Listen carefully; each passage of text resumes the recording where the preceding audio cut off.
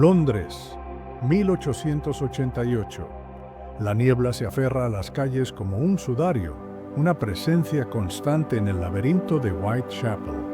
Aquí, en las entrañas olvidadas del East End, el progreso victoriano parece una promesa lejana, eclipsada por la miseria, el hacinamiento y la desesperación. Las farolas de gas parpadean, arrojando una luz enferma sobre los adoquines húmedos, revelando apenas las figuras que se mueven en la penumbra. Pero en el otoño de aquel año infame, una sombra entre las sombras comenzó a moverse con un propósito terrible. Un depredador silencioso, metódico y brutalmente eficiente empezó a acechar a las mujeres más desamparadas, aquellas a las que la sociedad había dado la espalda. Su identidad sigue siendo un espectro, un nombre susurrado en la historia de Lipón. Crimen: Jack el Destripador. Esta es la crónica de esos meses de terror, la historia de una ciudad paralizada por el miedo y la anatomía de un misterio que, más de un siglo después, se niega a morir. Para comprender la magnitud del pánico que atenazó a Londres en el otoño de 1888, debemos primero descender a las profundidades del mundo que lo vio nacer. Whitechapel no era simplemente un barrio marginal, era un reflejo descarnado de las contradicciones de la era victoriana. Situado en el East End, justo al este de la opulenta City financiera, este distrito funcionaba como un imán social, atrayendo a aquellos empujados a los límites. La revolución industrial había desarraigado a miles de personas del campo, atrayéndolas a la metrópoli con la promesa de trabajo. Sin embargo, para muchos la realidad fue el desempleo crónico o, en el mejor de los casos, empleos precarios en condiciones infrahumanas. Las industrias que definían el paisaje de Whitechapel, como fábricas textiles, curtidurías y mataderos, ofrecían jornadas extenuantes y peligrosas a cambio de salarios de miseria. Los hombres trabajaban hasta el agotamiento en los muelles cercanos, mientras las mujeres se afanaban en talleres clandestinos por unos peniques. La pobreza no era una condición temporal, era una trampa pegajosa. Era el aire denso y contaminado que se respiraba en cada callejón. Además, Whitechapel era un crisol de inmigración.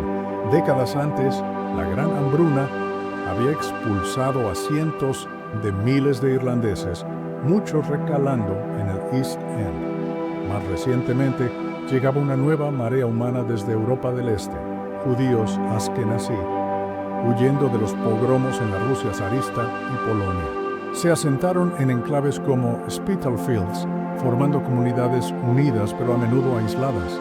Trajeron consigo sus idiomas, sus costumbres y su resiliencia, pero también compitieron por los mismos trabajos y viviendas miserables, exacerbando las tensiones existentes. El antisemitismo latente encontraba un terreno fértil, donde los inmigrantes eran vistos por algunos como competencia desleal y una presencia extraña, alimentando la desconfianza y la hostilidad en un entorno ya presionado.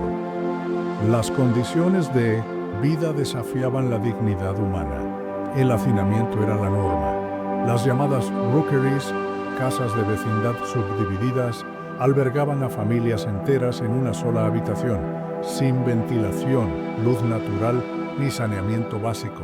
Los patios interiores, oscuros y húmedos, solían albergar las únicas letrinas compartidas, focos de infección. El agua potable limpia era un lujo. Se obtenía de fuentes comunales a menudo contaminadas. No es de extrañar que las enfermedades hicieran estragos. Cólera, tuberculosis, difteria, tifus, viruela. La tasa de mortalidad infantil era espeluznante.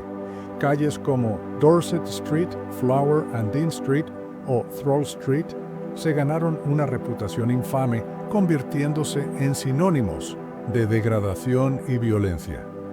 Dorset Street llegaría a ser descrita como la peor calle de Londres. En este ambiente, el crimen era constante. Pequeños hurtos, robos, peleas callejeras, avivadas por el alcohol barato y violencia doméstica, eran sucesos cotidianos. La supervivencia dictaba sus propias reglas y la prostitución era una realidad omnipresente. No era para la mayoría una elección, sino el último y más peligroso recurso para mujeres solas, viudas, abandonadas, incapaces de encontrar otro medio para alimentarse o alimentar a sus hijos. Se estima que más de 1,200 mujeres ejercían la prostitución solo en Whitechapel y Spitalfields.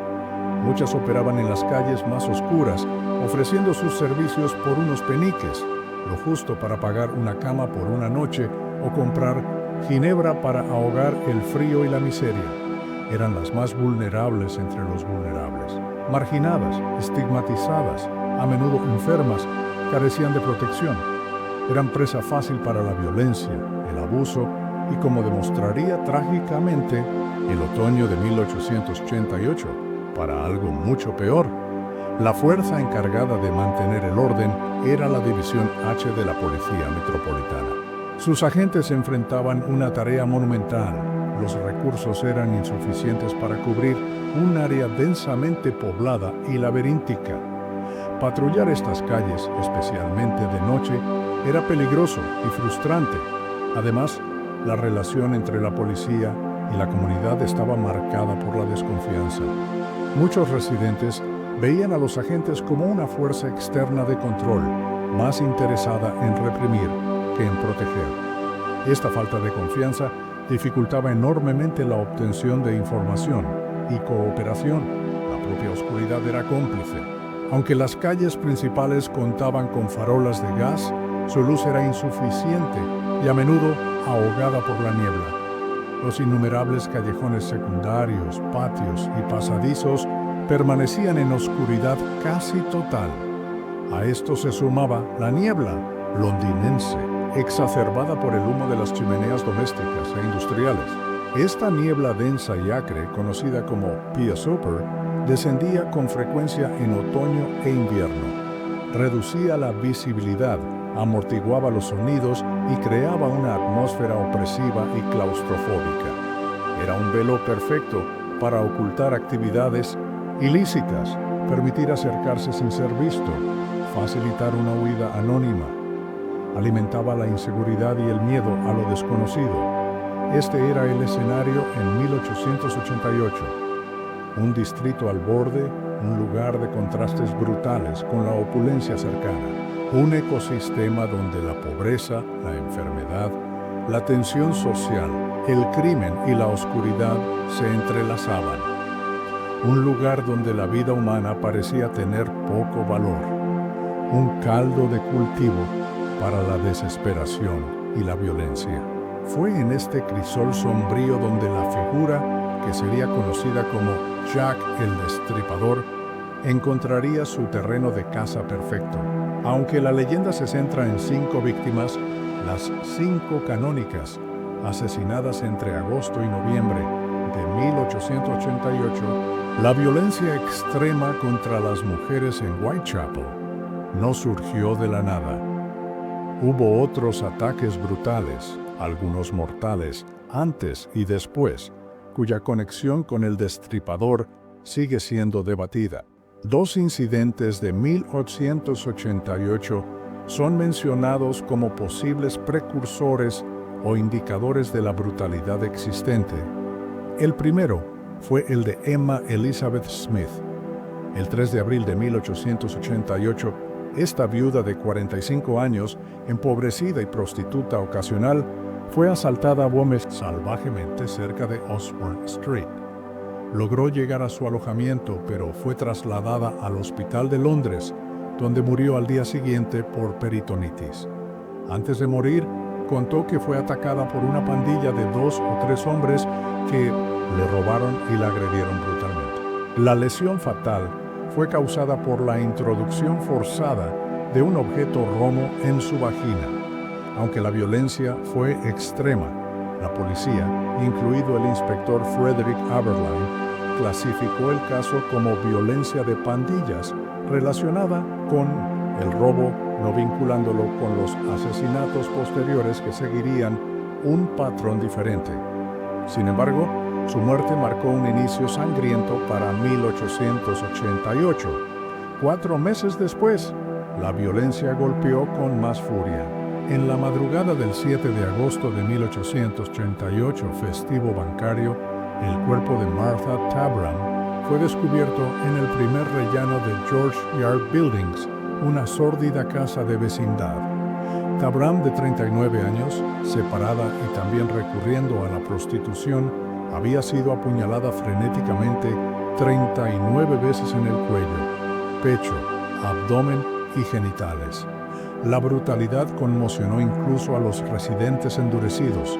La investigación se centró en soldados de los cuarteles cercanos, ya que Tabram fue vista la noche anterior con uno. Se realizaron ruedas de reconocimiento, pero no se identificó a ningún sospechoso. El caso de Martha Tabram es más controvertido respecto a su relación con el destripador. Fue asesinada con un arma blanca, posiblemente un cuchillo corto o bayoneta, y el ataque se centró en el torso y los genitales, áreas foco del destripador. La multiplicidad de puñaladas sugería una furia extrema. Sin embargo, las heridas eran punzantes, no los cortes largos y precisos, ni las mutilaciones con extracción de órganos de las víctimas canónicas. Esta diferencia divide a los expertos. Algunos creen que Tabram fue la primera víctima del destripador en una fase temprana y menos refinada. Otros sostienen que las heridas apuntan a un asesino diferente, quizás alguien conocido por Tabram, actuando por rabia súbita o disputa personal. La policía en 1888 no la incluyó oficialmente entre las víctimas del mismo asesino. No obstante, la proximidad temporal y la violencia la mantienen en la periferia del misterio. Estos dos casos, Smith y Tabram, aunque distintos, aumentaron la sensación de peligro en Whitechapel en el verano de 1888. Mostraron la extrema vulnerabilidad de las mujeres de la calle y presagiaron el horror sistemático que estaba por desatarse.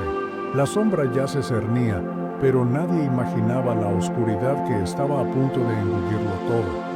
El terror que definiría a Whitechapel comenzó a finales de agosto de 1888. La primera de las 5 víctimas canónicas fue Mary Ann Nichols, conocida como Polly. Tenía 43 años. Su vida había sido una lucha. Nacida Mary Ann Walker, se casó con William Nichols y tuvo 5 hijos. El matrimonio se desintegró, atribuido a infidelidades o alcoholismo. Separada del marido e hijos, Polly cayó en la pobreza y la dependencia del alcohol. Sobrevivía entre las workhouses y las lodging houses en Spitalfields y Whitechapel, recurriendo a la prostitución ocasional para pagar una cama. La noche del jueves 30 de agosto, Polly había estado bebiendo. Sobre las 2:30 a.m. del viernes 31, se encontró con su amiga Emily Holland cerca de Osborne Street y Whitechapel Road. Holland la describió muy borracha, pero de buen humor. Polly contó que había ganado dinero para su cama 3 veces esa noche, pero lo gastó en bebida. Ahora, sin los 4 peniques necesarios, dijo: «Volveré a conseguir mi dinero. Mira qué bonito sombrero llevo ahora». Se despidió y se dirigió sola hacia el oeste por Whitechapel Road, desapareciendo en la oscuridad. Sería la última vez que la verían con vida. Poco más de una hora después, sobre las 3:40 a.m., el carretero Charles Allen Cross, también conocido como Charles Lechmere, iba a trabajar por Bucks Road, hoy Durward Street, una calle oscura y tranquila. Cerca de la entrada de un establo, vio una forma oscura en el suelo. Al acercarse, descubrió que era una mujer. Casi al mismo tiempo, otro carretero, Robert Paul, llegó. Juntos examinaron brevemente a la mujer. Estaba de espaldas, con las faldas levantadas. En la penumbra no supieron si estaba borracha, inconsciente o muerta. Creían sentir un leve pulso. La oscuridad impidió ver sus heridas. Decidieron seguir y alertar al primer policía. Minutos después, sobre las 3:45 a.m., el agente John Neal, PC 97J, hacía su ronda por Bucks Road. Vio la figura, se acercó con su linterna. Comprendió la gravedad, vio la posición, la falda levantada y sangre en la garganta. Hizo sonar su silbato. Se le unió el agente John Payne, PS 96 Cuacta. Pidieron asistencia médica. El doctor Rhys Ralph Llewellyn, cirujano local, llegó sobre las 4 de día a.m. Su examen reveló el horror. La garganta cortada con 2 incisiones profundas, casi decapitada. La tráquea, el esófago y los vasos sanguíneos estaban seccionados. El abdomen presentaba cortes largos y dentados, aunque no tan extensos como en víctimas posteriores. Estimó que llevaba muerta unos 30 minutos. La noticia se extendió rápidamente. Aunque la violencia era común, la naturaleza calculada y despiadada de Minbosted, este crimen era diferente. La policía de la División H, supervisada por el inspector Joseph Helson, inició la investigación. Interrogaron en la zona, pero nadie vio ni oyó nada. La oscuridad y el silencio fueron cómplices. La autopsia confirmó los hallazgos. Incisiones en la garganta hechas de izquierda a derecha con una cuchilla larga y afilada. Cortes abdominales profundos, pero hechos con prisa. Sin signos de lucha, sugería un ataque sorpresa y silenciamiento rápido.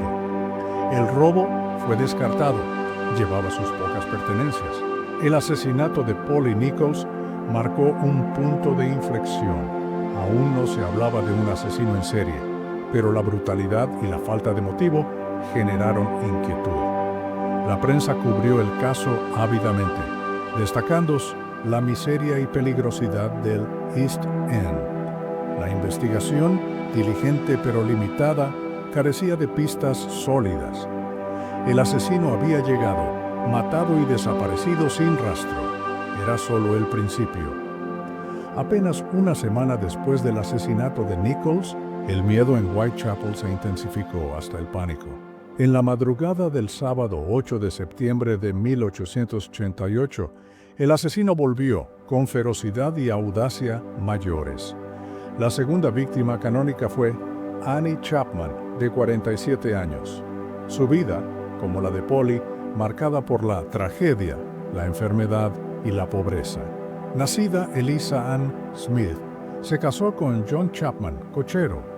Tuvieron 3 hijos. Una murió joven, el mayor nació con discapacidades. Se separaron. Tras morir su marido por cirrosis en 1886, la situación de Annie empeoró. Sufría tuberculosis avanzada y alcoholismo severo. Terminó en casas de acogida de Spitalfields, sobreviviendo con trabajos esporádicos como vender flores o hacer ganchillo, y con la prostitución. Era conocida como Dark Annie por su pelo oscuro. La noche del viernes 7 de septiembre, Annie intentaba conseguir dinero. Tuvo una pelea con Eliza Cooper por una deuda. Más tarde, buscó los 4 peniques para su cama en Dorset Street o Hamber Street. Sobre la 1:30 a.m. del sábado 8, regresó a la casa de acogida de Crossingham, en el 29 de Hambury Street. No tenía dinero. El encargado Timothy Donovan le negó la entrada. Annie salió diciendo: «No importa, no tardaré en volver. Veo que me guardas la cama». Salió a la calle fría y oscura, probablemente buscando un cliente. Sobre las 5:30 a.m., con la primera luz, Elizabeth Long pasaba por Hanbury Street hacia el mercado. Vio a Annie Chapman hablando con un hombre dentro del pasaje al patio trasero del número 29. No oyó bien, solo al hombre decir sí y a Chapman responder no. Describió al hombre de aspecto extranjero, unos 40 años, complexión robusta, apariencia shabby gentel, es decir, con ropa de antigua respetabilidad pero gastada. Llevaba un abrigo oscuro y un sombrero de caza tipo deerstalker. La señora Long siguió su camino. Sería la última vez que vieran a Annie Chapman con vida. El descubrimiento fue poco antes de las 6:00 a.m. John Davis, un residente anciano del último piso del 29 Hanbury Street, bajó al patio trasero común. Junto a los escalones encontró el cuerpo de Annie Chapman. Horrorizado, corrió a alertar a otros residentes y buscar ayuda. Llegaron vecinos y la policía. El doctor George Baxter Phillips, cirujano policial de la División H, fue llamado. La escena en el patio era espantosa, más explícita que la de Bucks Row. Annie yacía de espaldas, con las rodillas flexionadas y separadas. La garganta estaba cortada con la misma violencia que la de Nichols, 2 incisiones profundas de oreja a oreja. La mutilación abdominal era mucho más extensa y deliberada. El abdomen estaba abierto completamente con un corte limpio. El intestino delgado y parte del grueso fueron extraídos y colocados sobre el hombro derecho. Faltaban órganos internos, parte de la vejiga, una porción de la vagina y, significativamente, el útero completo extirpado limpiamente y llevado por el asesino. Cerca del cuerpo estaban sus pertenencias: un trozo de sobre con 2 píldoras, un peine, un trozo de muselina. 2 anillos de latón habían sido arrancados de sus dedos hinchados. Más tarde, se encontró un delantal de cuero manchado de agua cerca de un grifo. Esto llevó a sospechar de trabajadores del cuero. John Pizer, un zapatero local apodado Mandil de Cuero o Leather Apron, con fama de maltratar prostitutas, fue detenido. La prensa se aferró al apodo. Pero Pizer tenía coartadas sólidas para las noches de Chapman y Nichols. Fue liberado. El delantal era una falsa alarma, probablemente de un residente. La autopsia del Dr. Phillips reveló detalles inquietantes. Confirmó las heridas y la extracción de órganos. Las mutilaciones fueron hechas con un cuchillo muy afilado, fino, de hoja larga, de unos 15 a 20 centímetros. Phillips sugirió que el asesino poseía conocimientos anatómicos o técnicos, dada la pulcritud de la extirpación. Esta afirmación fue debatida. Otros médicos sugirieron que un carnicero o matarife tendría una habilidad similar. La extracción del útero se volvió central. Indicaba un interés particular en los órganos reproductivos. Eran trofeos macabros. El asesinato de Chapman provocó un terror sin precedentes.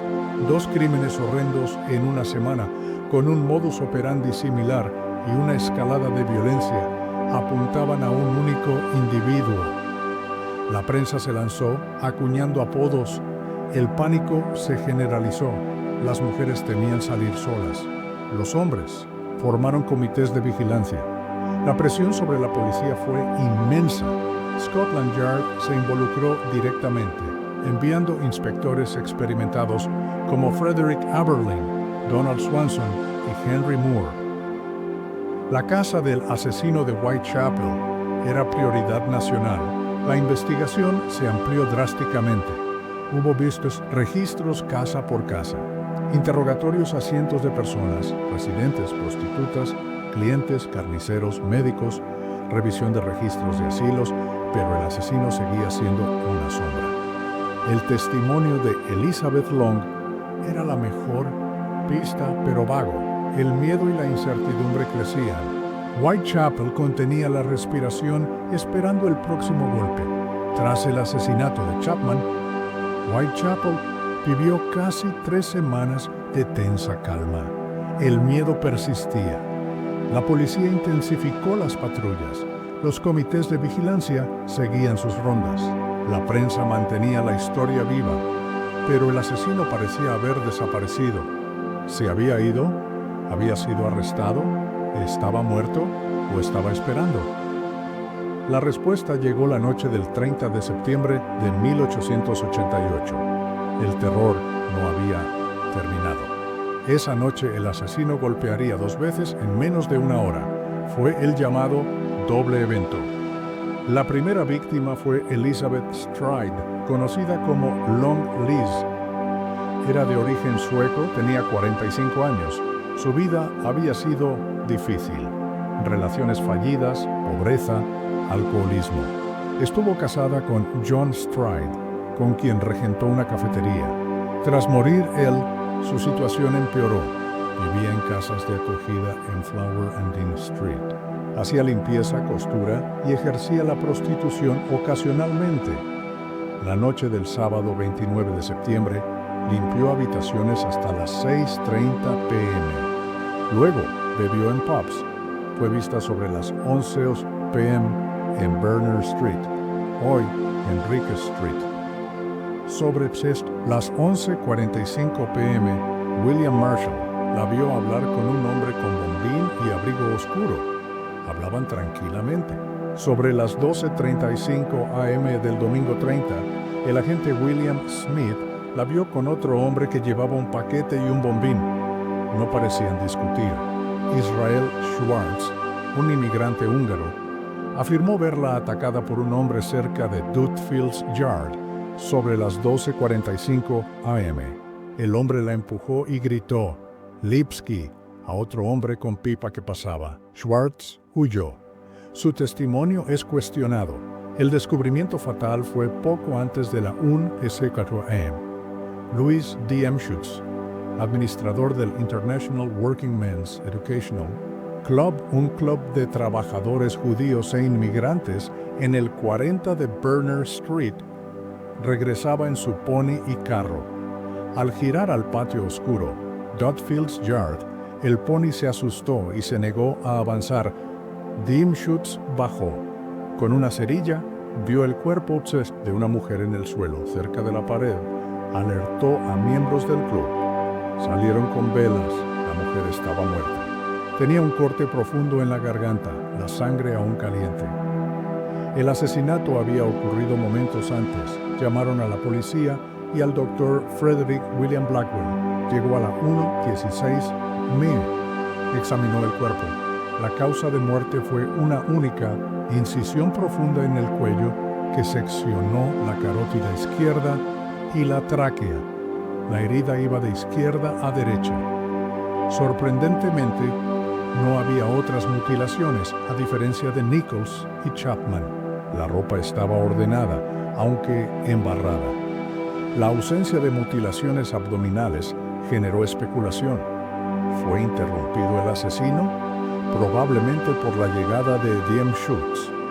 La sangre fresca y el cuerpo caliente apoyaban esta teoría. El Les, asesino sorprendido, no tuvo tiempo para su ritual post-mortem. Huyó rápido de Dutfield's Yard. Frustrado pero habiendo matado, su compulsión quizás lo impulsó a buscar otra víctima inmediatamente.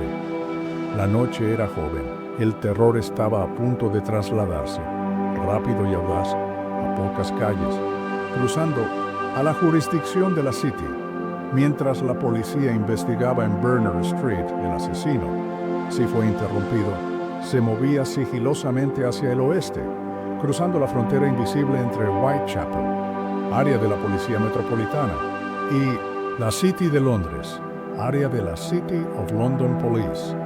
Su furia contenida encontraría una nueva víctima en menos de 1 hora. Fue Catherine Eddowes, conocida como Kate, de 46 años. Su vida fue una lucha contra la pobreza. Nacida en Wolverhampton, vivió muchos años con el ex soldado Thomas Conway, con quien tuvo 3 hijos. Vendían baladas juntos. La relación se rompió por el alcoholismo y la violencia. Lo abandonó alrededor de 1880. En 1888 convivía con John Kelly en una casa de huéspedes en el 55 de Flower and Dean Street. Sobrevivían con trabajos ocasionales, venta ambulante y prostitución esporádica. La tarde del sábado 29 de septiembre, Eddowes y Kelly volvían de trabajar en la cosecha de lúpulo en Kent. Empeñaron las botas de Kelly. Con el dinero compraron comida y bebida. Por la noche, Catherine, bebida, causaba disturbios en Aldgate High Street, en la City. Estaba tumbada en la acera. Sobre las 8:30 p.m., el agente Louis Robinson de la City Police la detuvo por embriaguez pública. Fue llevada a la comisaría de Bishopsgate, a una celda para dormir la borrachera. La detención la mantuvo segura mientras mataban a Stride de cerca. Pocos antes de la 1:08 m del domingo 30, el agente George Hood, encargado de la custodia, la consideró sobria para liberarla. Al salir preguntó la hora. Hood respondió: «Demasiado tarde para emborracharte otra vez». Eddowes replicó jovial: «Me llevaré una buena bronca al llegar a casa».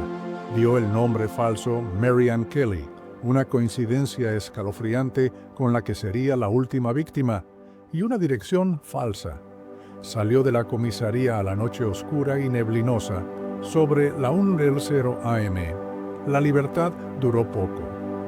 45 minutos después, a la 1:44 a.m., el agente Edward Watkins de la City Police hacía su ronda por Mitre Square, una plaza pequeña, oscura, aislada, rodeada de almacenes. Había pasado 14 minutos antes, a la 1:30 a.m., y todo estaba tranquilo. Ahora, al iluminar el rincón más oscuro, el suroeste, descubrió el cuerpo horriblemente mutilado de Catherine Eddowes. El asesino actuó con increíble velocidad y audacia. Watkins hizo sonar su silbato. Llegaron otros agentes de la City y luego el doctor Frederick Gordon Brown, cirujano de la policía de la City. La escena superaba la brutalidad del caso de Chapman. Eddowes yacía de espaldas con la ropa desordenada. La garganta estaba cortada hasta el hueso, el rostro salvajemente desfigurado, la nariz seccionada, cortes en forma de V en las mejillas, los párpados rasgados, parte de la oreja derecha cortada. La mutilación abdominal era extrema. Estaba abierta del esternón al pubis. Los intestinos parcialmente extraídos, colocados sobre el hombro derecho, de forma similar a Chapman. Pero esta vez, el asesino se llevó más. El riñón izquierdo y la mayor parte del útero fueron extirpados limpiamente. Faltaban. La autopsia del Dr. Brown confirmó la brutalidad. Estimó que las mutilaciones llevaron al menos 5 minutos. Sugirió habilidad o conocimiento anatómico, aunque no necesariamente. Pericia quirúrgica. Un matarife podría hacerlo. La extirpación del riñón izquierdo resultó crucial. Más tarde, la carta conocida como From Hell llegaría con medio riñón. Mientras la policía de la City aseguraba la escena, una pista crucial aparecía cerca, de vuelta en la jurisdicción metropolitana. Poco después del hallazgo en Mitre Square, la investigación dio un giro inesperado. Sobre las 2:55 a.m., el agente Alfred Long, PC-254 de la División H Metropolitana, patrullaba Goulstone Street, en Whitechapel. En el umbral oscuro de la entrada a Wentworth Model Dwellings, encontró un trozo de tela sucio manchado con lo que parecía sangre o materia fecal. Era un fragmento de delantal. Recordando los detalles del asesinato de Mitre Square, sospechó una conexión. Se confirmó. El trozo coincidía con el delantal de Catherine Eddowes. conectaba físicamente la escena de la City con la ruta de escape del asesino hacia Whitechapel. Huyendo de Mitre Square, pasó por Goulston Street y dejó caer o limpió sus manos en el delantal, pero había más. El agente Long levantó su linterna. Encima del delantal, en la jamba de ladrillo negro, había un mensaje escrito con tiza blanca. La ortografía y gramática original era "The Jews are the men that will not be blamed for nothing", que se traduce como "Los judíos son los hombres que no serán culpados por nada".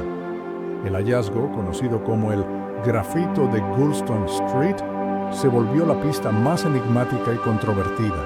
Surgieron preguntas cruciales. ¿Fue escrito por el asesino mientras limpiaba el delantal? Si es así, ¿qué significaba? ¿Era una declaración, una pista falsa, odio antisemita, o tenía un significado oculto? ¿O era una coincidencia, un grafito preexistente? La interpretación inmediata y alarmante fue que implicaba a la comunidad judía. Esto ocurría en un momento de tensiones sociales y antisemitismo en el East End, con una gran población inmigrante judía. La policía temió disturbios antijudíos si el mensaje se hacía público. La noticia llegó a los altos mandos. El comisionado de la Policía Metropolitana, Sir Charles Warren, una figura autoritaria, acudió antes del amanecer. Priorizando el orden público, tomó una decisión criticada durante décadas. Ordenó borrar el grafito inmediatamente antes de fotografiarlo para un análisis caligráfico. Argumentó que esperar al fotógrafo expondría el mensaje incendiario a las multitudes con un riesgo real de ataques. Aunque oficiales como Long expresaron reservas, la orden fue ejecutada. Un agente borró las palabras con una esponja. La decisión, comprensible para evitar disturbios, fue un desastre investigativo. Destruyó una posible prueba crucial, una muestra de la caligrafía del asesino, si él lo escribió, que podría haberse comparado con cartas o escritos de sospechosos. La controversia sobre la decisión de Warren y el significado o autoría del grafito de Goulston Street sigue siendo un tema central en los estudios de Jack el Destripador. Un ejemplo de las complejidades, presiones y errores que marcaron la casa, el doble evento con Stride en Berners Street bajo la jurisdicción metropolitana y Eddowes en Mitre Square bajo la jurisdicción de la City, la misma noche y con apenas una hora de diferencia, sumió a Londres en una histeria colectiva sin precedentes. La audacia del asesino era asombrosa. Mató en 2 lugares y cruzó jurisdicciones. En el caso de Eddowes, el intervalo fue increíblemente corto entre las rondas de la gente. La brutalidad de la mutilación de Eddowes superó a la de Chapman. La extracción calculada del riñón y el útero añadió una capa de depravación planificada. El hallazgo del delantal y el grafito de Goulston Street añadieron confusas capas al misterio, vinculando los crímenes y sugiriendo una ruta de escape. La presión sobre ambas policías, la metropolitana y la de la City, alcanzó un punto crítico. Hubo críticas feroces de la prensa y el público por la incapacidad de proteger a los ciudadanos y detener al asesino. Se cuestionaron los métodos, la eficacia y el liderazgo. La rivalidad inherente entre las fuerzas pudo complicar la coordinación. La investigación se intensificó drásticamente. La colaboración entre las fuerzas se volvió esencial. Se movilizaron recursos sin precedentes. Figuras clave emergieron o se consolidaron. En la metropolitana, el inspector Frederick Aberline, experto en el East End, coordinaba la división H y los refuerzos de Scotland Yard como Swanson, Moore y Andrews bajo el mando de Warren y Anderson. En la City, el detective inspector James McWilliam lideraba la investigación de Eddowes, pero los investigadores enfrentaban severas limitaciones de los métodos policiales y forenses victorianos. La ciencia forense estaba en pañales. Las huellas dactilares no eran un método fiable o estandarizado. El ADN era ciencia ficción. Los perfiles psicológicos eran inexistentes.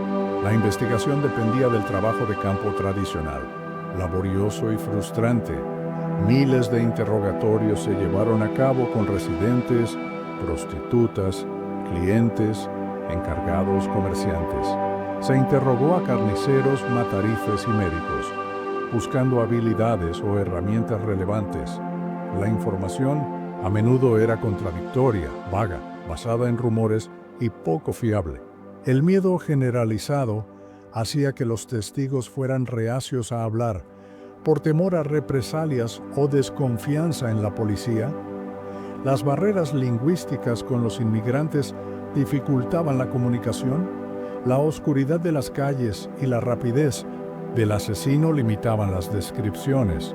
Los testimonios de Long sobre Chapman y Schwartz sobre Stride eran valiosos pero genéricos.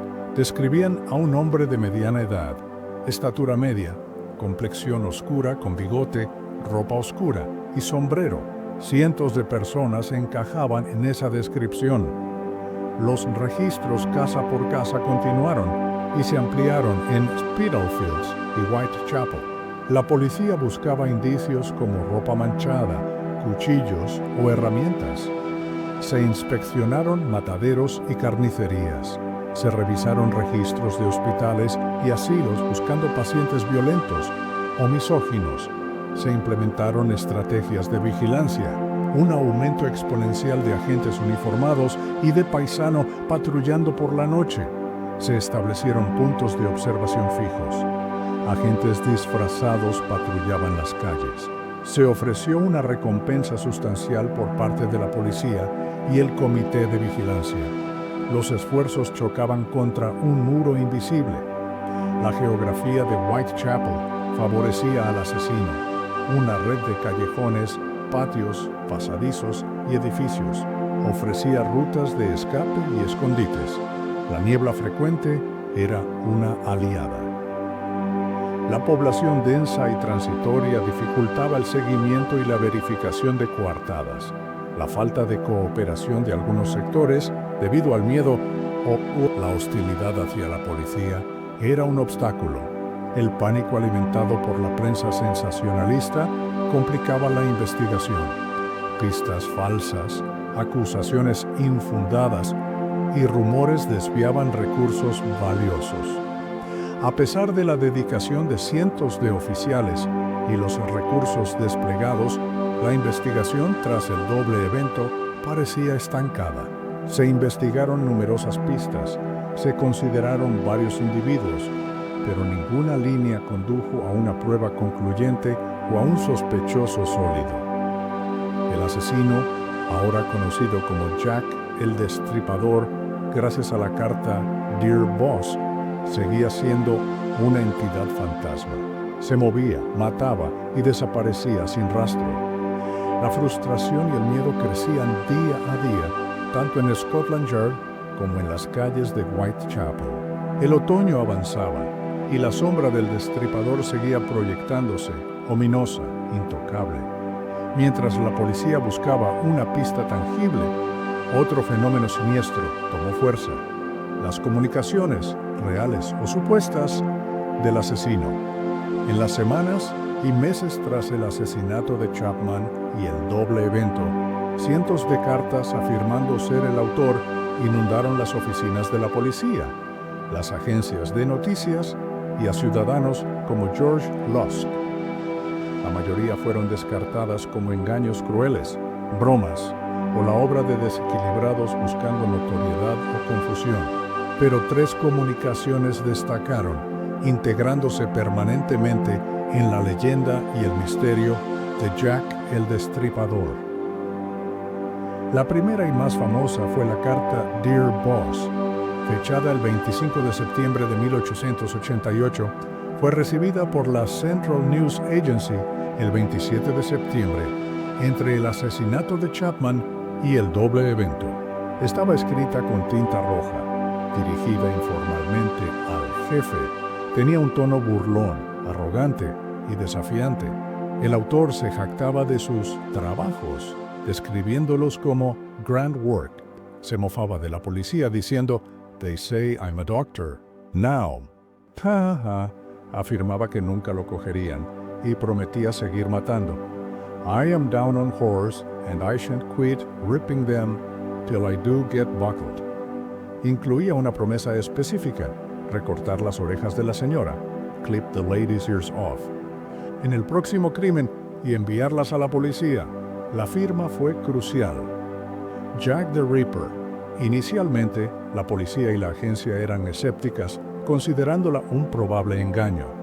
Su estatus cambió 3 días después, con los asesinatos de Stride y Eddowes, en el doble evento del 30 de Maidstone Street, septiembre.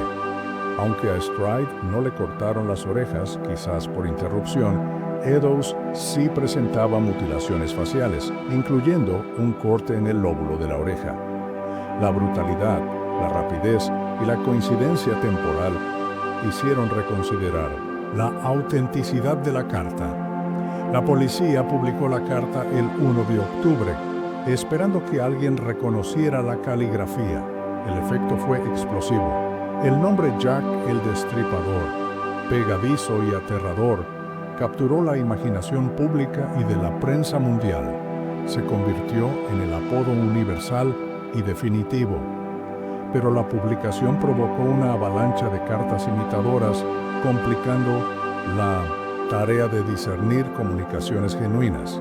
Poco después, el mismo punto de octubre, la Central News Agency recibió una postal, también con tinta roja y caligrafía similar. Se conoce como Saucy Jackie o Jackie el Descarado. Hacía referencia directa a la carta anterior y al doble evento. No estaba bromeando. Mañana oirá hablar del trabajo del descarado Jackie. Doble evento esta vez. La número 1 chilló. Poco. No pude terminarla. ¿Refiriéndose a Stride? No tuve tiempo de quitarle las orejas para la policía. Gracias por guardar la última carta hasta que volví al trabajo. Jack el Destripador. Parecía confirmar detalles como la interrupción del asesinato de Stride y los 2 asesinatos, que no eran de conocimiento público. Esto le otorgó credibilidad ante investigadores como Aberline. La tercera comunicación y la más macabra fue la carta From Hell, enviada directamente a George Lusk, presidente del Comité de Vigilancia. Fue recibida el 16 de octubre de 1888. Tenía una caligrafía tosca, inculta y errores de ortografía y gramática. From Hell, Mr. Lusk Soar, I send you half the kidney I took from one woman, preserved it for you two, for peace. I fried and ate, it was very nice. I may send you the bloody niff that took it out, if you only want a while longer. Signed, Catch Me When You Can. Mr. Lusk, Saite 268. Acompañaba a la carta una caja de cartón. Dentro, conservado en alcohol, había una porción, posiblemente la mitad, de un riñón humano. Lusk, horrorizado, lo entregó a la policía. Fue remitido al doctor Thomas Openshaw, patólogo del London Hospital. Examinó el riñón. Confirmó que era humano, parte izquierda, de unas 2 pulgadas. Crucialmente, presentaba signos avanzados de la enfermedad de Bright, una nefritis. Esto era significativo porque Catherine Eddowes, a quien se le extirpó el riñón izquierdo en Maidstone Mitre Square, padecía la enfermedad de Bright. Aunque las limitaciones forenses impidieron una conexión al 100%, ya que no existía el análisis de ADN, la coincidencia era extraordinariamente fuerte. La carta From Hell es considerada por muchos con alta probabilidad de ser genuina, debido a la evidencia física corroborante. La autenticidad de Dear Boss y Saucy Jackie sigue en debate. Una teoría persistente sugiere que fueron obra de Basingstoke periodistas, quizás Tom Bulling o Charles Moore, para mantener la historia viva y aumentar las ventas. Los argumentos incluyen la caligrafía similar y que la información contenida no era necesariamente secreta. Otros sostienen que la postal Saucy Jackie podría ser auténtica por la referencia al doble evento antes de que fuera de dominio público. La carta From Hell tiene más partidarios de su autenticidad debido a la evidencia física, aunque no es universalmente aceptada. Algunos sugieren que podría haber sido una broma de un estudiante de medicina. Independientemente de su origen real, ya fuera un engaño, obra del asesino o una combinación, el impacto de estas cartas fue inmenso. Solidificaron el nombre Jack el Destripador en la conciencia pública global. Alimentaron la histeria mediática y el miedo popular. Dieron al asesino una voz, una personalidad burlona, arrogante, inteligente y aterradora, que contrastaba con su invisibilidad física. Convirtieron los asesinatos de los barrios bajos de Londres en un fenómeno cultural y mediático, una fascinación oscura que perdura hasta hoy. Las cartas, genuinas o no, son parte inseparable del oscuro legado de Whitechapel. Mientras las cartas atribuidas avivaban el pánico, la Policía Metropolitana y la de la City continuaban la búsqueda laboriosa, extensa y frustrante. La investigación original y décadas posteriores, más el trabajo de los riperólogos, señalaron a numerosos individuos como sospechosos, pero es crucial señalar que nunca hubo evidencia suficiente o concluyente para acusar o condenar formalmente a nadie. El caso sigue oficialmente sin resolver. La identidad del asesino sigue siendo el gran enigma. Examinemos los sospechosos más notables. Uno de los primeros considerados seriamente fue Montague John Druitt. Nacido en 1857, provenía de una familia respetable. Su padre era médico, era educado, abogado aunque ejercía poco, y maestro auxiliar en una escuela privada de Blackheath. Tenía 31 años en el otoño de 1888. Fue despedido a fines de noviembre de 1888 por razones no especificadas. Desapareció poco después. Su cuerpo fue encontrado en el Támesis el 31 de diciembre de 1888, cerca de Chiswick. La autopsia indicó suicidio por ahogamiento. Tenía piedras en los bolsillos, ocurrido a principios de diciembre. Se convirtió en un sospechoso prominente por las notas privadas de Sir Melville Macnaghten, subjefe de la Policía Metropolitana, escritas en 1894 y no hechas públicas hasta mucho después. Macnaghten nombró a Druitt como uno de los tres principales sospechosos, junto con Kosminski y Ostrov. Afirmaba que Druitt era sexualmente insano y que su familia sospechaba que era el asesino. La coincidencia de la desaparición y muerte de Druitt alrededor de diciembre de 1888 y el cese de los asesinatos canónicos, el último fue el de Kelly el 9 de noviembre de 1888, lo hizo atractivo como sospechoso. Pero existen problemas significativos con la teoría de Druitt. Vivía y trabajaba en Blackheath, lejos de Whitechapel. No hay evidencia que lo situara allí las noches de los crímenes. No hay prueba directa que lo vincule.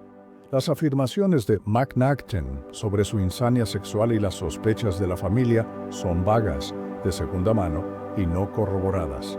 Algunos señalan compromisos de Cricket documentados en fechas que coincidirían con algunos asesinatos, lo que podría ser una coartada. Su suicidio, aunque la cronología es conveniente, es explicable por el despido y posibles problemas personales. Otro sospechoso mencionado por Macnaghten, considerado muy probable, es Aaron Kosminski. Era un inmigrante judío polaco que llegó a Londres huyendo de la persecución. Se estableció en Whitechapel, trabajaba como peluquero. Tenía unos 23 años en 1888. Padecía una enfermedad mental grave, posiblemente esquizofrenia paranoide. con alucinaciones auditivas, paranoia, miedo a ser alimentado, comportamiento errático y antisocial. Se registró que sentía un odio particular hacia las mujeres, especialmente prostitutas, y tenía impulsos homicidas. Fue identificado como sospechoso potencial por altos mandos de la policía. El jefe inspector Swanson, en anotaciones a las Exponomoy, Memorias de Robert Anderson, afirmó que un testigo ocular judío identificó positivamente a Kosminski visto con una víctima, posiblemente Eddowes. Pero el testigo se negó a testificar contra un compañero judío por temor a consecuencias en la comunidad. Anderson, en sus memorias, se refirió a un sospechoso clave como un judío polaco de baja clase, identificado por el único testigo con buena visión, pero no procesado por la negativa del testigo. Este sospechoso fue confinado en un asilo de lunáticos. Muchos creen que Anderson y Swanson se referían a Kosminski. Fue ingresado en el asilo Colney Hatch en 1891 y permaneció institucionalizado hasta su muerte en el asilo Leavesden en 1909. Su internamiento coincide con el cese de los crímenes. Su perfil psicológico, posiblemente misógino y violento, su residencia en Whitechapel y la aparente identificación del testigo lo hacen plausible, pero la evidencia es circunstancial. La identificación del testigo no fue confirmada judicialmente ni corroborada. No existen pruebas forenses que lo vinculen. Los registros del asilo de sus últimos años lo describen como dócil y físicamente débil, lo que algunos consideran incompatible con un asesino brutal, aunque su estado pudo variar. Sigue siendo un candidato debatido y persistente. El tercer sospechoso de McNaughton fue Michael Ostroff. Era un estafador profesional y ladrón ruso. Tenía un largo historial delictivo y usaba múltiples alias. Era un impostor habitual, haciéndose pasar por médico o noble. Entraba y salía de prisión constantemente. McNaughton lo describió como un loco ruso, maníaco, homicida, y afirmó que sus movimientos no eran rastreables en el momento de los asesinatos. Pero una investigación posterior demostró que Ostroff probablemente estaba preso en Francia en el otoño de 1888. Por lo tanto, fue descartado como viable. La inclusión de McNaughton se basaba en información incorrecta. Otro candidato notorio, aunque no considerado seriamente por la policía en 1888, fue Seweryn Kłosowski, quien usaba el alias George Chapman. Era un inmigrante polaco que llegó a Londres alrededor de 1887 u 88. Vivió y trabajó brevemente como ayudante de peluquero en Whitechapel durante el periodo de los asesinatos. Adoptó el nombre de George Chapman. Fue un asesino en serie convicto, pero su método era diferente. Envenenó a 3 de sus esposas o amantes con antimonio entre 1897 y 1902. Fue ahorcado en 1903. Tras su arresto, el inspector Aberline creyó firmemente que habían atrapado a Jack el Destripador. Los puntos a favor eran su presencia en Whitechapel en 1888, su profesión que implicaba el uso de cuchillas y su capacidad demostrada para matar mujeres. Pero un argumento fuerte en contra es la radical diferencia del modus operandi. Veneno metódico frente a cuchillo y mutilación frenética. Es raro que un asesino en serie cambie de método tan drásticamente. La mayoría de los expertos hoy consideran improbable que fuera Jack. Han surgido innumerables teorías y sospechosos adicionales a lo largo de los años. Médicos como Sir William Gould, ligado a teorías conspirativas de masonería y realeza, pero sin evidencia. Artistas como Walter Sickert, basado en interpretaciones de sus pinturas y afirmaciones dudosas. Miembros de la realeza como el príncipe Alberto Víctor, cuyas coartadas lo descartan. carniceros locales, otros inmigrantes e incluso una mujer apodada Jill la Destripadora. La mayoría de estas teorías carecen de pruebas sólidas, se basan en conjeturas, coincidencias e información errónea. La cruda realidad es que, a pesar de los esfuerzos policiales y generaciones de riperólogos, no hay consenso sobre la identidad de Jack. Cada sospechoso principal, como Druitt y Kosminski, tiene puntos a favor y en contra, pero ninguno cuenta con evidencia irrefutable. La falta de tecnología forense en 1888, la naturaleza caótica del distrito, la posible destrucción o pérdida de pruebas y el paso del tiempo conspiraron para mantener el secreto. Jack el Destripador sigue siendo una figura anónima, un vacío aterrador en el centro del caso criminal más estudiado y mitificado. Tras el horror del doble evento a fines de septiembre y la carta From Hell a mediados de octubre, Whitechapel vivió casi un mes bajo un miedo extremo. La policía estaba en alerta máxima, las patrullas eran constantes y los residentes evitaban las calles oscuras. Pero las semanas pasaron sin ataques. Era una calma inquietante. ¿Habían detenido al asesino? ¿Había huido? ¿Estaba arrestado? ¿Muerto? ¿O simplemente esperando? La respuesta llegó brutalmente la mañana del viernes 9 de noviembre de 1888. La quinta y última víctima canónica y la que tuvo el destino más horrendo fue Mary Jane Kelly. Era la más joven, tenía 25 años. Se la describía como atractiva, con cabello rubio rojizo y ojos azules. Su pasado era oscuro y difícil de verificar. Contaba haber nacido en Limerick, Irlanda, y haberse mudado a Gales.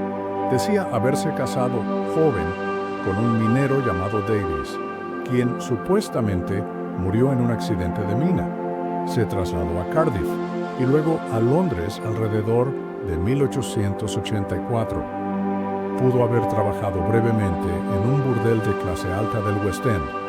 Eventualmente descendió a la pobreza y la prostitución en el East End. En 1888 vivía con Joseph Burnett, un trabajador portuario. Su relación era tumultuosa y se habían separado recientemente porque él perdió su empleo y desaprobaba que ella ejerciera la prostitución. A diferencia de otras víctimas encontradas en la calle o en patios, Kelly tenía una habitación propia, aunque modesta, el número 13 de Miller's Court, un patio sórdido y estrecho, con acceso desde la ruinosa Dorset Street. Era una habitación pequeña, en la planta baja, tenía pocos muebles, una cama, una mesa, sillas y una chimenea. Aquí, con privacidad relativa, el destripador cometió su acto final y atroz. La noche del jueves 8 de noviembre, Kelly fue vista, bebiendo en pubs. Barnett la visitó entre las 7 y 8 p.m., pero se fue tras una discusión porque otra prostituta amiga estaba allí. Kelly siguió bebiendo. A las 11:45 p.m., una compañera, Mary Ann Cox, la vio regresar a Miller's Court con un hombre de aspecto respetable, de unos 35 o 36 años, 1,65 de altura, con bigote, tez rubicunda, ropa oscura y que llevaba una lata de cerveza. Cox le deseó buenas noches. En la madrugada del viernes 9, los vecinos oyeron ruidos. Elizabeth Prater, que vivía encima de Kelly, oyó un leve grito de «Oh, asesinato» entre las 3:30 y 4:00 a.m. Como los gritos eran comunes, no le dio importancia. Sarah Lewis vio a un hombre vigilando la entrada de Miller's Court a las 2:30 a.m. Los testimonios son confusos. Nadie vio salir a un sospechoso de la habitación de Kelly. La verdad fue descubierta la mañana siguiente. A las 10:45 a.m., el casero John McCarthy envió a su ayudante Thomas Bowyer a cobrar el alquiler atrasado a Kelly. Bowyer llamó a la puerta del número 13, pero no hubo respuesta. Se acercó a la ventana. El cristal estaba roto, posiblemente por Kelly, y tapado con un abrigo viejo. Bowyer apartó la tela y miró al interior oscuro. Vio una carnicería inimaginable. Corrió al pub de McCarthy pálido y temblando. McCarthy lo acompañó, miró y envió a Bowyer a buscar a la policía. La escena que encontraron los primeros oficiales y luego el inspector Aberline, el superintendente Arnold y el doctor Phillips superaba todo horror visto hasta entonces. La puerta estaba cerrada con llave desde dentro. La llave faltaba y nunca fue encontrada. Forzaron la entrada. Dentro encontraron un espectáculo dantesco. El cuerpo desnudo de Mary Kelly yacía en la cama, irreconocible. La mutilación era extrema, sistemática y prolongada. El rostro estaba desfigurado, acuchillado, sin rasgos reconocibles. La nariz, las orejas y las mejillas habían sido cortadas. La garganta estaba cortada tan profundo que la cabeza estaba casi separada del cuerpo. El abdomen y el tórax estaban abiertos, vaciados. Los órganos internos como el estómago, los intestinos, el hígado, los riñones y el vaso habían sido extraídos y esparcidos grotescamente por la habitación. Bajo la cabeza, sobre la mesa de noche, el hígado entre los pies, los intestinos enrollados. El corazón había sido extraído y faltaba. Se especula si fue llevado o quemado. Carne etcétera, los muslos, nalgas y antebrazos, había sido arrancada hasta el hueso. Trozos de carne y piel, incluyendo los pechos, habían sido cortados y dispuestos ordenadamente en la mesa de noche. La pared junto a la cama estaba salpicada de sangre. La cama estaba empapada. Era una carnicería absoluta, metódica, que conmocionó incluso a los veteranos. El asesino tuvo tiempo. Los médicos estimaron al menos 2 horas. La privacidad de la habitación cerrada le permitió dar rienda suelta a su furia, compulsiones y rituales macabros sin interrupción. La habitación estaba tenuemente iluminada por la luz de la mañana y un fuego vigoroso en la chimenea. En la chimenea había cenizas, restos de ropa quemada, posiblemente una falda y un sombrero de mujer. Se especula que el asesino usó la ropa para tener más luz o para destruir pruebas. La brutalidad sin precedentes del asesinato de Kelly conmocionó a Londres y al mundo. Descripciones gráficas, aunque suavizadas, llenaron los periódicos durante días. Hubo horror, repulsión y fascinación morbosa. Para muchos, este crimen representó el cenit de la depravación del destripador. Fue un acto de inhumanidad extrema que desafiaba la explicación racional y entonces, abruptamente, tras 10 semanas de terror, los asesinatos atribuidos a Jack el Destripador parecieron terminar. Después del crimen de Kelly el 9 de noviembre de 1888, no hubo más asesinatos en Whitechapel o alrededores con la firma inconfundible, corte rápido y profundo de garganta, mutilaciones abdominales o faciales específicas y extracción de órganos. La violencia no desapareció del East End. Crímenes brutales posteriores, como el de Rose Mylett, estrangulada en diciembre de 1888, Alice Mackenzie, con la garganta cortada y heridas abdominales leves en julio de 1889, y el torso de una mujer no identificada encontrado en Pinchin Street en septiembre de 1889, generaron especulación sobre si el destripador había vuelto.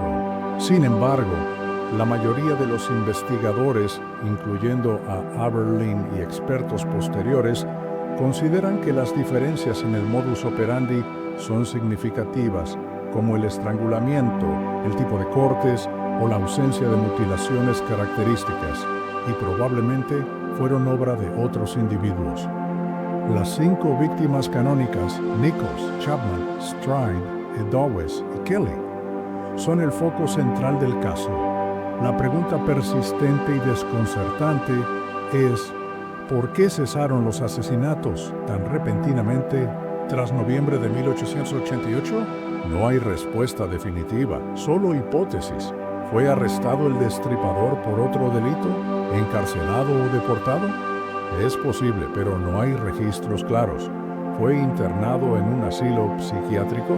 Como sugiere la teoría de Kosminski, el internamiento de Kosminski a partir de 1891 encaja temporalmente, pero no explica la ausencia de crímenes entre noviembre de 1888 y 1890. ¿Murió el asesino por causas naturales, accidente o suicidio, como sugiere la teoría de Druid? El suicidio de Druid a principios de diciembre de 1888 encaja cronológicamente y es una explicación atractiva. ¿Emigró? Es posible, pero difícil de probar. ¿Simplemente decidió detenerse? Quizás por miedo a ser capturado debido a la intensificación de la vigilancia o porque su compulsión se agotó o transformó. Nunca lo sabremos. El silencio tras el asesinato de Kelly es tan enigmático como los crímenes mismos. El otoño de 1888 terminó, llevándose al asesino en serie más infame y dejando preguntas sin respuesta y cicatrices en la memoria colectiva. ¿Por qué nunca fue atrapado? La respuesta es compleja y multifactorial. La falta de tecnología forense moderna fue un obstáculo gigantesco. No existían análisis de huellas dactilares fiables, ADN o fibras. La policía dependía de métodos menos concluyentes como la identificación visual de testigos, el análisis rudimentario de heridas y la deducción. El entorno de Whitechapel, superpoblado, laberíntico, mal iluminado, lleno de escondites y con una población transitoria y desconfiada, era un camuflaje perfecto con múltiples vías de escape. Las dificultades de la investigación incluyeron la posible destrucción de pruebas como el grafito de Gulston Street, rivalidades jurisdiccionales, la avalancha de cartas falsas y pistas engañosas que desviaron recursos, y la presión pública y mediática que generaba histeria y entorpecía el proceso al publicar detalles. También existe la posibilidad de que el asesino fuera muy astuto, metódico y afortunado. Quizás conocía la zona y las rutinas policiales. Tal vez eligió momentos y lugares que minimizaban el riesgo. O su apariencia o profesión no levantaba sospechas. El legado de Jack el Destripador va más allá de los crímenes y el misterio de su identidad. Los asesinatos de Whitechapel tuvieron un impacto significativo y duradero. Expusieron crudamente las terribles condiciones de vida del East End. Pobreza extrema, hacinamiento, falta de saneamiento, enfermedad y la vulnerabilidad de las mujeres marginadas. La atención mediática mundial generó un debate público sobre la necesidad de reformas sociales y urbanas. Aunque los cambios no fueron inmediatos ni directamente atribuibles solo a los crímenes, estos contribuyeron a concienciar sobre la miseria en el corazón del imperio e impulsaron mejoras a largo plazo en vivienda, saneamiento y condiciones sociales en zonas desfavorecidas. En el ámbito policial, el caso del Destripador y el fracaso en su resolución tuvo consecuencias. Evidenció las limitaciones de los métodos de investigación de la época y subrayó la necesidad de mayor sistematización, mejor comunicación entre fuerzas y la adopción de técnicas científicas. Figuras como Bertillon con la antropometría y Edward Henry con las huellas dactilares estaban desarrollando sistemas que revolucionarían la investigación criminal. El caso sirvió como un doloroso recordatorio de la necesidad de estos avances. Culturalmente, el impacto fue inmenso y persistente. Jack el Destripador es el arquetipo del asesino en serie moderno, una figura enigmática, esquiva, brutal, que acecha en las sombras urbanas. El caso ha generado una fascinación incesante y morbosa. Existe una industria de libros históricos y de ficción, películas, series, documentales, obras de teatro, cómics, videojuegos y tours turísticos por Whitechapel. Ha inspirado a incontables escritores como Marie Belloc Lons con The Lodger y Alan Moore con From Hell. El término riperología describe el estudio y la especulación continua del caso por historiadores, criminólogos y aficionados. Esta fascinación no está exenta de controversia y debate ético. Frecuentemente, la atención se centra en el misterio del asesino, las teorías sobre su identidad y los detalles macabros, dejando en segundo plano a las víctimas. Nichols, Chapman, Stride, Eddowes y Kelly no son solo nombres en un expediente, eran mujeres reales, con historias complejas, familias y luchas diarias por la supervivencia en un entorno hostil. Fueron víctimas de un individuo depravado y de un sistema social que las marginó, estigmatizó y las dejó expuestas. Es fundamental recordar sus nombres y sus circunstancias, no solo como víctimas del destripador, sino como seres humanos cuyas vidas fueron truncadas brutalmente. Más de 130 años después, el misterio de Jack el Destripador perdura. Avances forenses como el ADN se han aplicado a artefactos supuestamente relacionados, como un chal atribuido a Eddowes. Sin embargo, los resultados son controvertidos, no concluyentes y cuestionados debido a la procedencia incierta, la contaminación y la degradación del material genético antiguo. Ninguna teoría sobre la identidad del asesino tiene aceptación universal basada en pruebas irrefutables. El caso sigue siendo un espejo oscuro que refleja las ansiedades y los miedos de la sociedad victoriana y los nuestros. Recuerda la fragilidad de la seguridad, la existencia del mal inexplicable y la capacidad humana para la violencia extrema. Nos confronta con la frustrante realidad de que algunos misterios pueden permanecer sin resolver, dejando espacio a la especulación, la leyenda y un escalofrío que atraviesa el tiempo. Whitechapel hoy es un distrito vibrante, muy diferente a como era en 1888. Las calles han cambiado de nombre, los edificios han sido reemplazados y la niebla tóxica ha desaparecido. Pero las sombras de aquel otoño sangriento aún se proyectan largas. Las esquinas oscuras evocan el pasado, los relatos transmitidos, los libros, las películas y la persistente e inquietante pregunta: ¿quién fue Jack el Destripador? El terror de 1888 sigue resonando. Es el eco sombrío del tiempo en que un asesino sin rostro convirtió las calles de la ciudad más grande del mundo en su coto de caza privado y grabó su infame apodo en la historia para siempre. El primer gran misterio del crimen moderno, sin resolver, y quizás destinado a seguir siéndolo.